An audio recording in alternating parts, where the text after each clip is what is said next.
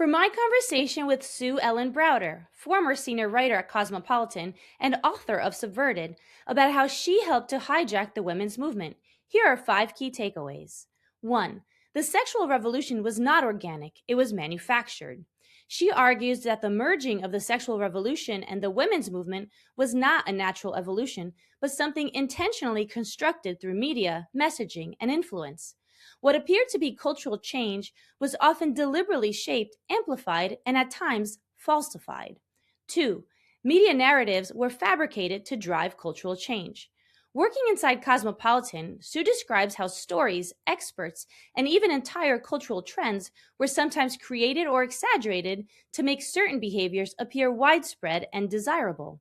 In doing so, media helped normalize ideas promoted by the sexual revolution that were not yet actually common in society. 3. Abortion became central to feminism through strategic influence. According to Sue, abortion was not originally a core feminist issue, but was inserted into the movement through key influencers, including figures like Larry Lader and Betty Friedan. This shift helped unite the women's movement with broader cultural and political goals. 4. Roe v. Wade reflected cultural narratives as much as legal reasoning. Sue argues that Roe v. Wade was shaped not just by constitutional arguments, but by prevailing cultural narratives and sources that were themselves contested or flawed.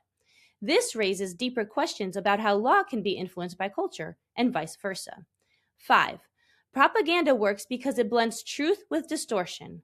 One of the most important insights is that propaganda is rarely pure falsehood.